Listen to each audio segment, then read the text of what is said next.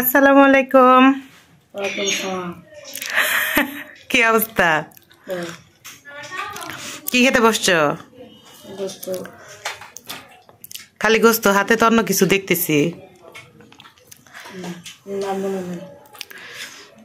চিতই পিঠা দিয়ে হচ্ছে গরুর গোস্ত আলু দিয়ে রান্না করছি, সেটা দিয়ে কি যে দুর্দান্ত লাগে খেতে, ভীষণ টেস্টি লাগে। যদিও আমি পিঠা ওইরকম ভালো হয় না, তারপরও চেষ্টা করি, আর যতটুকু পারি আলহামদুলিল্লাহ। আমার স্বামী সন্তান কিছু বলে না, তারা কোনোদিনও আমাকে কিছু বলে না যে তরকারিতে লবণ বেশি হয়েছে, কম হয়েছে, ঝাল বেশি হয়েছে, কম হয়েছে, এই জিনিসটা আরেকটু হয়তো ভালো হইতো, আরেকটু এরকম করলে বোধহয় আরেকটু ভালো হইতো।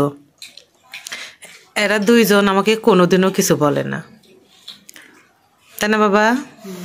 কোনোদিন কি বলছো যে তরকারি খারাপ হয়েছে? কোনো দিন আমার ছেলে বলে নাই। ছেলে হইলো ছেলের বাপকেই দেখছে যে জীবনে হচ্ছে তার মাকে তার বাপ অসম্মান করে নাই, সেই সুবাদে ছেলেও কোনোদিনও করে নাই। আর আজকে রাতের খাবার হচ্ছে চিতই পিঠা দিয়ে গরুর গোস্ত। আমি গুলায় রাখছি, ভাজতেছি, আর হচ্ছে ওকে দিচ্ছি, ও খাচ্ছে। খুব বেশি ভালো ওঠে নাই দেখে ওর দাদুর জন্য আবার ভাত উঠাই দিছি।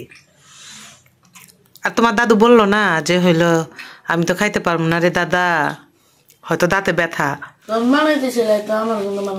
কি ভাত শুধু দাদুর জন্য? তুমি এখন রাত বাজে 8:30, তুমি আর কোন পেটে এত কিছু খাবা?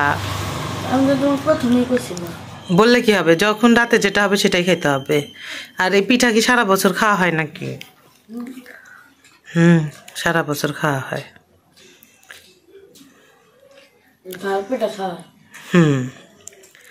এই শীতের দিন চলে গেলে আর এই আমেজটা পাবা না। কত যে টেস্টি আর ইয়াম্মি লাগতেছে। আমার কি কষ্ট হচ্ছে না বানাইতে চুলার কাছে? তাহলে তাও বানাই দিচ্ছি আমি, তোমরা খেয়ে একটু খুশি হবে এই জন্য। সব সময় ভাত খেতেও ভালো লাগে না আমার কাছে। মাঝে মাঝে রাত্রে মনে হয় একটু রুটি খাই, একটু পরোটা খাই।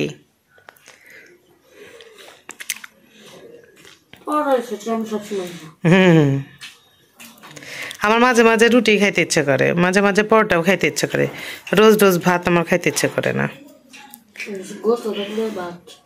কোন দিকে বসছো? তোমার মুখে তো আলো লাগতেছে না, অন্ধকার লাগতেছে। লাইটের কাছে বসছো, লাইট তো পেছনে চলে গেছে।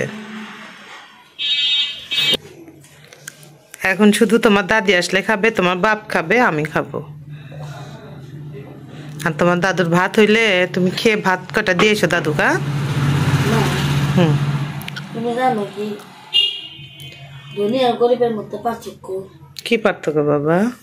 তোমার একজন ধনী তাই না, টাকা তো অনেক তাই না, ছেলে মেয়ে আছে, কিন্তু একটা গরিবের তোমার ছেলে মেয়ে সময় দেয়, একটা সময় আছে, ধনী কোনো সময় থাকে। হ্যাঁ, সব সময় দৌড়া দৌড়ি।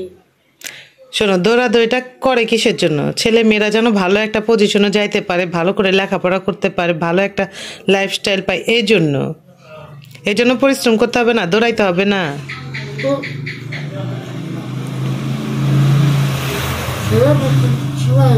ওর মধ্যেই সময় দেয়, যতটুকু দেয় আলহামদুলিল্লাহ ওইটুকুতেই শুকরিয়া আদায় করতে হবে। কারণ তোমার পিছে যদি হচ্ছে অতিরিক্ত টাইম দিতে যাওয়া যায়, তখন তো টাকাটা আর্ন হবে না বাবা। আর টাকা আর্ন না হলে তো দেখা যাবে যে তোমার পরবর্তী জীবনটা কষ্ট হয়ে যাবে। মানে ওই যে তুমি যে ধনীদের কথা বলতেছো, দৌড়াদৌড়ি করে